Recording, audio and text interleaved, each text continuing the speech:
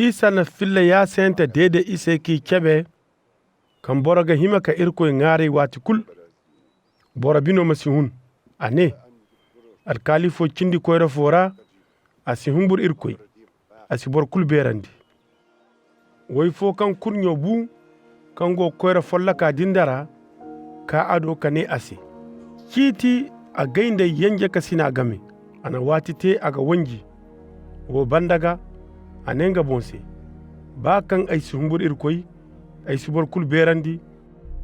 woyo wo gay farandi ay ga kita se amaska kay zaka kay irkoyo yekani wa hanga jar haya kan alkalo wo kan si sarrana har de irkoy asikiti boray se kan ani suba kan ga kati kace cikin da zari wala aga gai amana turi se wala ay ga war bayrandi kan aga citi sanda cahayan amma wati kan bora kante addami zaka aga nana yeno gar addunyara wala isa yeka filla ya senta wo har bora se kan ga hongu bora sharrante en tingi te iga bora kinde kainandi ane bora hinka sigi ka koy irkoy hugu berora ka irkoy ngare afati pharisien afati alkasi dikaw pharisien wo kay ka irkoy ngare nga binora kane irkoy ay gal barkate mane zama ay manti sanda adamize kinde kanti koma kawyan isi sharre zinateri wala mo borawo kanti alkasi dikaw ay ga me hawken hinka jirbi iyara ay dura kul kan goyene zamna way kul ay ga affano mane alkasidi ka hunde ga kai nungu morara asi yadda ka ba nga bongo jarka bena guna amma aga gande kar ka cebe kan nga nimsi ane irkoy hinnayga agay kanti zunubanti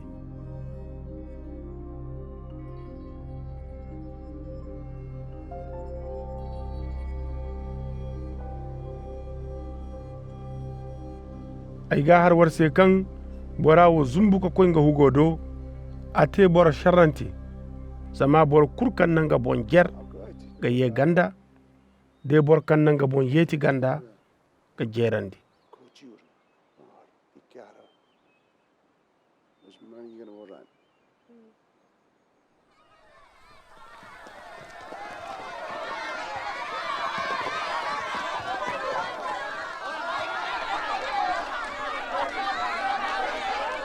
bore kata isa do bazan ka kacuyan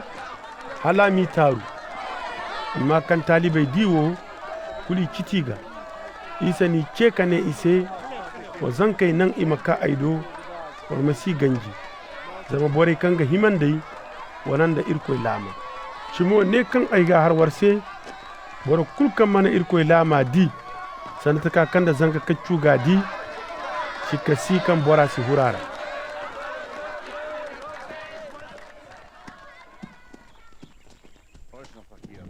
alwakili fo na isa haka ne alfa borya macinno aiga himakate halaye hunayen abadanta tubu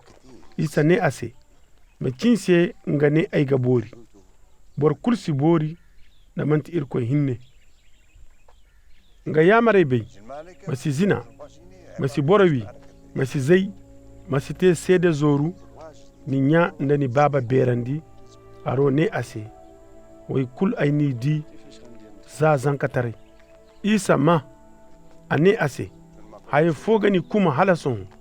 haye kulkan goma na nere de ma hayo zamna talkay game woranga du alman benara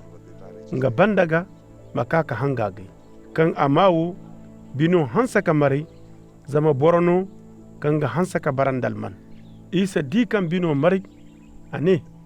aga shendi bore kan gondal manse ima huru irkoy lamara yoma bisanda sana fun ga falanda alman koy ni ma huru irkoy lamara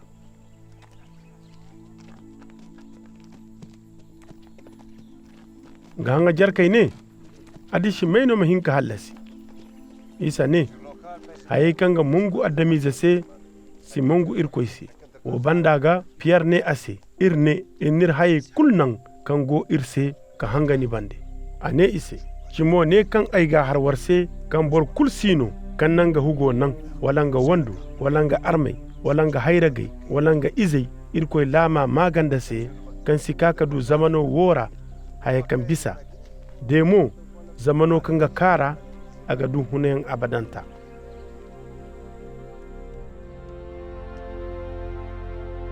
isa na talibi waccinde hinka zanga bande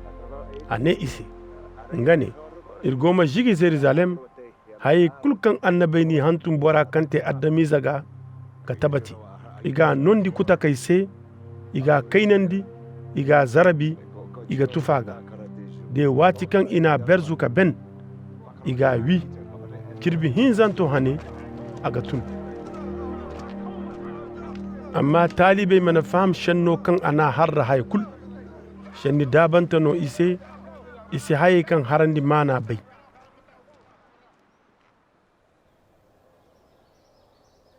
kan isa ga man jedi ko da nan fo gomo goro fonda jaroga aga garibu kan aga ma jama aga bisa aha wala makinno iberan da se kan isa nazaret bora no ma bisa akati kane isa dauda hama hinnaiga bare kango jine ga kitaga ama dangai amma kati ka tonton kane dauda hama hinnaiga isa kai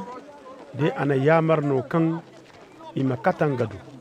kan amanado ana hakani macinno nga baya temane ane aikoyo yamma baya yekadi isa ne ase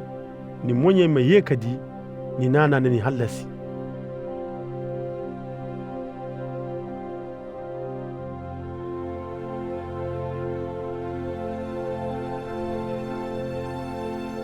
dogo dinda a yekadi a hanga isa bande aga irkoy berandi jama kulkan diwo nal barkate irkoy se